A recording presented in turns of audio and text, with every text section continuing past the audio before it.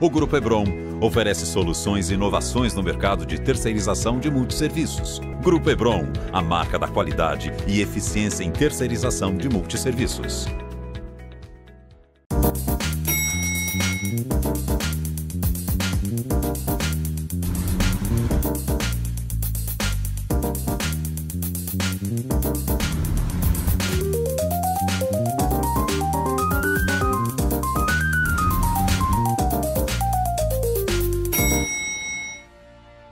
Olá pessoal, bem-vindos a mais um Condomínio Informal, o programa que fala do universo condominial de maneira leve e descontraída. Eu sou Rogério Tacitani e eu estou aqui com o meu time de síndicos 5 estrelas. Hoje a gente vai falar sobre as vantagens da individualização da água e do gás no condomínio. Priscila, você quer começar com o assunto, por favor? Eu acho que a primeira pergunta que todo mundo se faz é, mas em que momento a gente tem que... é o momento apropriado para individualizar o gás e a água, né?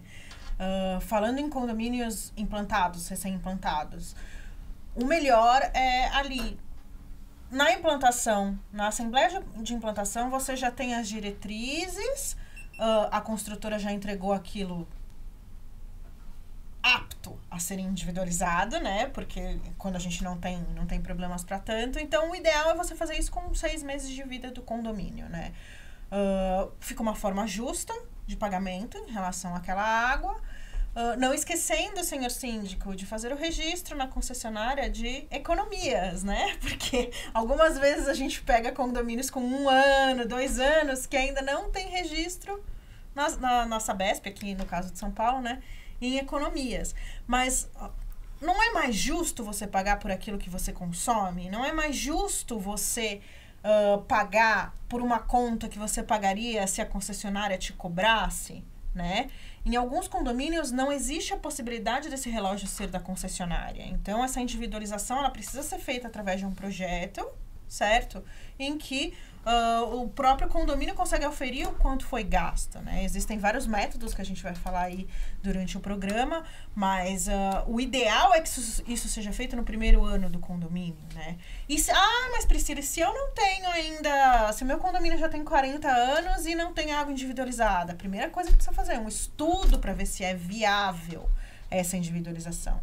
Existem apartamentos antigos que não tem apenas uma entrada de água, mas a gente já viu apartamentos que são 4 ou 5. Então, não vale a pena você colocar 5 relógios para mensurar a quantidade de água que uma unidade gastou. Então, tudo isso precisa ser estudado, né? Acho que... Não, concordo.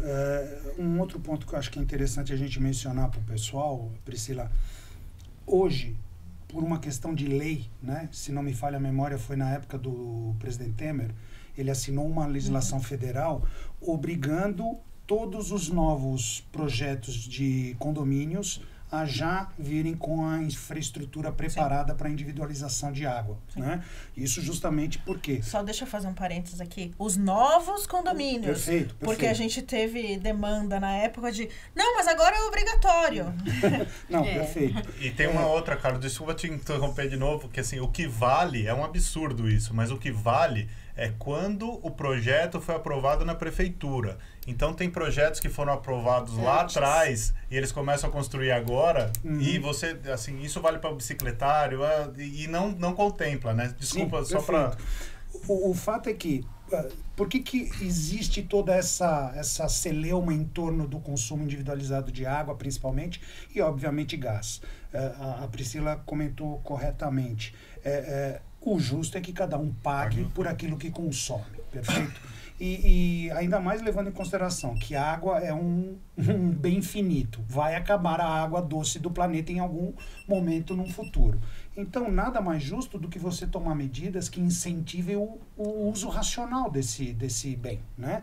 E o que a gente vê em condomínios, eu tenho certeza que vocês devem ter experiências diversas nesse sentido, como eu tenho, é que você tem ali uma grande parte da massa condominial que é bastante consciente no uso consciente da água, ao mesmo tempo você tem ali uma minoria que às vezes beira os 20%, que querem saber de tomar banho de banheira hidromassagem todos os dias, uma banheira de 200 litros, e acham que quem tem que pagar essa conta tem que ser os seus vizinhos. Então, que a individualização de água e gás é extremamente necessária, correta, justa, eu acho que isso é ponto pacífico, não existe por que alguém questionar, né? O fato aqui que a gente vai tentar abordar de alguma forma mais informal é como ajudar o síndico e os próprios moradores a iniciarem esse processo, como se dá essa escolha.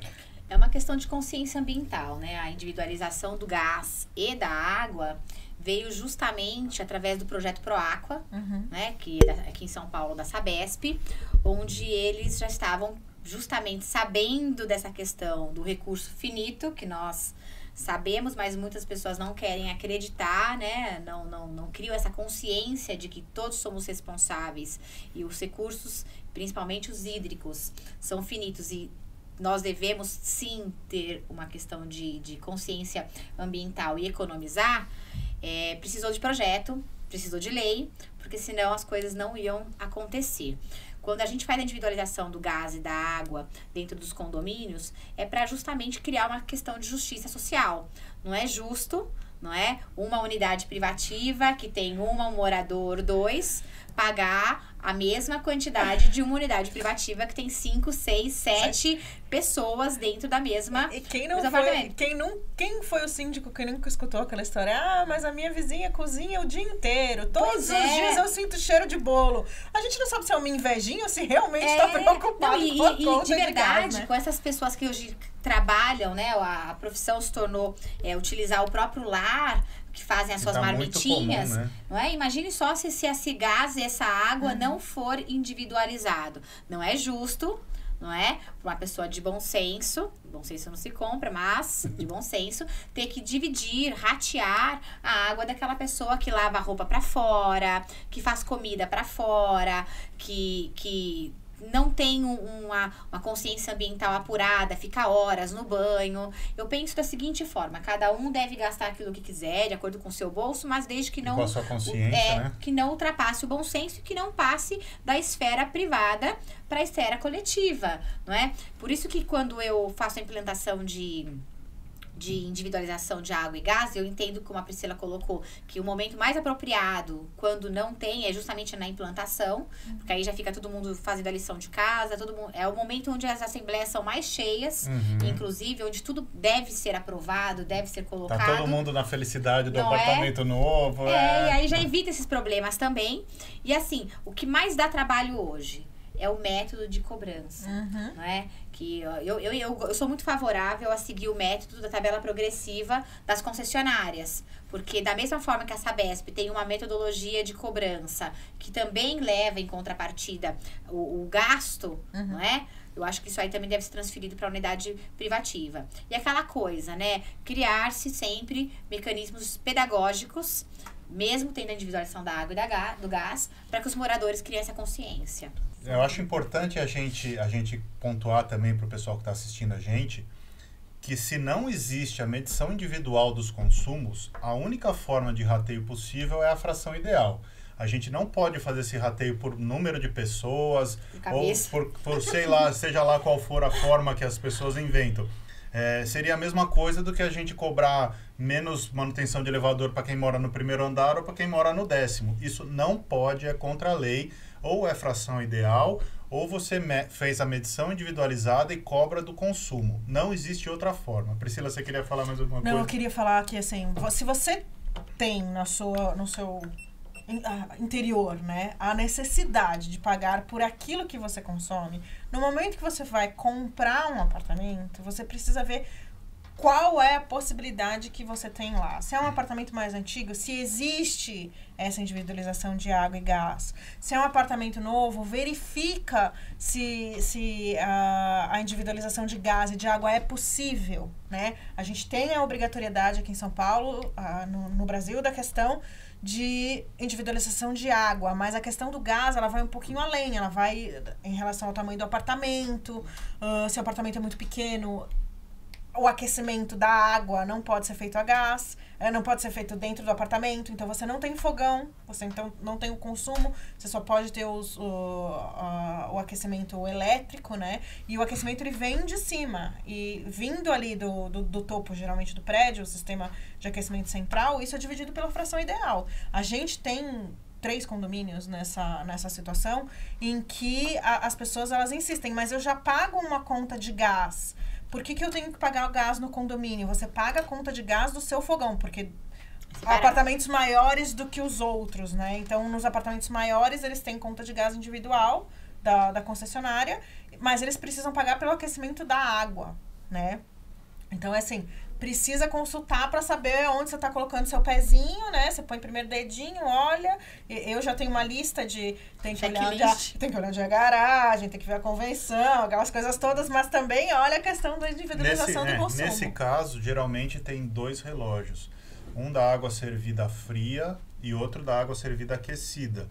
Que nesse ponto também é possível mensurar o quanto é consumido de gás individualmente pelo volume de água. Mas aí isso tem que ser aprovado em assembleia. Mas aí você tira a questão do gás do fogão. Você consome o gás. Então isso precisa ser muito discutido e ficar muito claro. O síndico precisa deixar isso muito claro na assembleia. Porque isso está na convenção, né? A pessoa pode sentar e ler também, né? Que é só ter um pouco de boa vontade. Exatamente. Que é difícil, né? Exatamente. Então, é assim, geralmente, quem tem essa individualização recebe um relatório mensal da empresa que faz essa individualização. Então, tem ali quais são os apartamentos que deram 0, entendeu? Quais foram os apartamentos que aumentaram o consumo exponencialmente. Então, o síndico, junto com o zelador, precisa verificar o que aconteceu. Sim. Não adianta eu ter uma unidade lá que tá vindo zerada. A gente sabe que as pessoas estão morando e tá vindo zerada, tá com algum problema no relógio, entendeu? E tem casos até que as pessoas fazendo a limpeza do apartamento acabam danificando o medidor. Não, você não sabe, pera, que não é só limpeza no apartamento. Eu não queria nem falar em fraudes, né? O que a gente já pegou de cachorrinho que rói o fio do medidor de gás, dependendo de onde ele fica. Porque assim, o que elas estão falando é assim, existe o relógio não para, né? E existe um fio que tem uma telemetria, né? uma onda de rádio que faz a transmissão dos dados. Porque geralmente essa leitura não é... Existe a leitura visual, manual, que tira a foto, você faz o antes e o depois. Existe uma leitura que é por rádio. Sim. E quando esse cabinho ou a pilha acaba desse rádio, ele para de transmitir. Então, nesse caso, pode acontecer o que a Priscila falou. Dá 0, mas tem gente consumindo. Uma coisa importante da gente dizer é que quando o relógio não travou, o que é muito raro de acontecer, o consumo continua lá. A hora que voltar a transmissão, e aí a pessoa tá pagando o mínimo e consumindo mais, quando vier a conta atualizada, ela vai ter uma surpresa. Então, assim, também não é uma esperteza deixar ali consumir o mínimo. A pessoa se finge de mora, ver que não veio no porque primeiro uma hora mês, a conta assim, chega. A gente percebe que nos imóveis entregues entre 2010 e 2013, mais ou menos, o medidor de gás, ele ficava dentro do apartamento. Então, a única forma de leitura é por rádio, né? Então, você pega alguns problemas de comunicação nesse sentido, que a pessoa acha que tá fazendo... Tá saindo no lucro. Mas, na verdade, não tá. E o ideal é que, se isso fica para fora, que isso seja com vidro, para que a pessoa possa controlar o seu consumo também. É importante também o morador acompanhar os aumentos das concessionárias, né? Porque não adianta ele achar que não existe... aumenta o consumo dentro da unidade privativa. O ano passado foi cruel a Colgás. Aquilo foi um assalto à mão armada, né? Porque eu vou te falar, é uma vergonha, mas assim, se o consumidor ele não acompanha as notícias de aumento de consumo, porque às vezes a unidade, mas eu não aumentei meu consumo, mas aumentou o valor do recurso, aumentou a água, aumentou o gás, e tudo isso vai ser refletir na conta. Não existe, como eu sempre falo, não existe almoço grátis, não existe fórmula mágica. Então, o morador, além de ter a individualização dentro da sua unidade privativa, ele também tem que acompanhar o aumento dos consumos na unidade e o aumento dos recursos, o aumento do gás, o aumento da água, água, que tudo isso vai se refletir mensalmente no boleto da cota condominial. E isso geralmente vem junto com o relatório, né? Vem lá, o consumo é igual, olha, foi aprovado um reajuste de tanto pela concessionária. O negócio é repassar. Primeira coisa, síndico, você precisa ler o relatório, né? Que tem síndico que passa direto para a administradora só para cobrar. Então, primeira coisa, tem que ler o relatório. Checar as unidades. Exatamente, checa as unidades. Terceiro, se veio alguma questão de aumento, repassa para os moradores.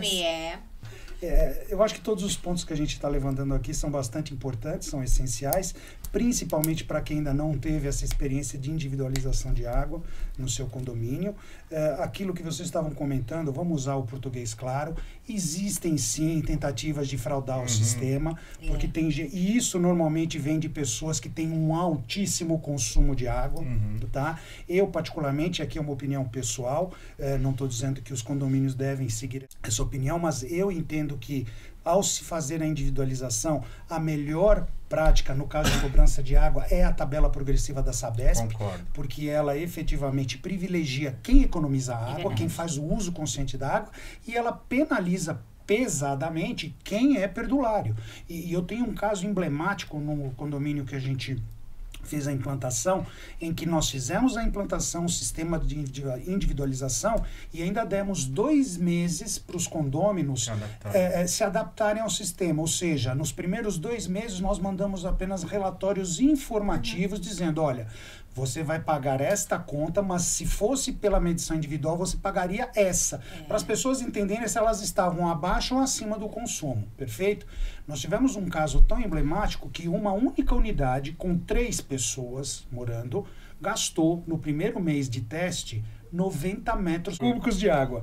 Para as pessoas entenderem o que significa, estamos falando de 90 mil litros de água para 3 pessoas. Vou dar um parâmetro de comparação. De acordo com a análise da própria Sabesp, uma família, um ser humano normal, gasta de 6 a 9 metros cúbicos de água por mês. A linha mais barata, inclusive, de água. Então, veja, 90 metros para 3 pessoas é uma coisa absurda. Essa unidade especificamente, durante muitos e muitos e muitos anos, quem praticamente os outros pagaram, né? Quando houve a individualização, aconteceu uma redução brusca. Isso também é histórico. Eu acho que todos vocês têm essa experiência. Eu ia falar sobre isso. As empresas e todas as empresas que trabalham com isso, elas são bem catedráticas nisso. Você tem uma redução em média nos primeiros 3, 4 meses de 20 a 30% da conta geral do condomínio. Ou seja, as pessoas que estavam desperdiçando água começam a fazer um uso consciente.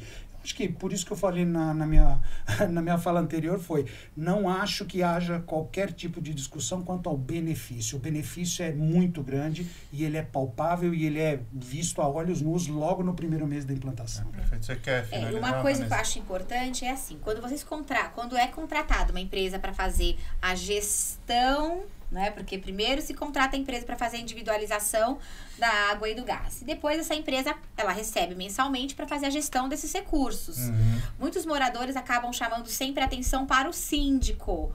Uma vez que a empresa é contratada para fazer a gestão, eu recomendo aos moradores que sempre entrem em contato com a empresa que faz a gestão para tirar as suas dúvidas com relação ao consumo.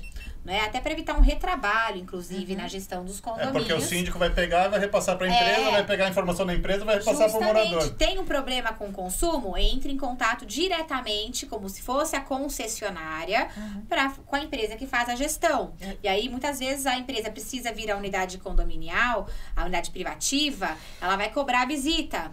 Essa visita, ela vai ser cobrada e o morador é que vai ter que pagar, porque a dúvida sobre o consumo é dele. Então, essa questão não deve ser repassada para o condomínio. E se o cachorrinho roeu o fio, é o morador que vai pagar. Então, ensina o cachorrinho. Exatamente. Ou fecha a porta. Tá lavando a lavanderia, estragou o relógio, vai ter que comprar outro. O senhor morador é que vai ter que pagar por isso também. Qualquer visita extra, o morador que paga também. Dúvidas sobre a gestão, é a empresa que tem que esclarecer todas essas dúvidas, porque ela é paga para isso.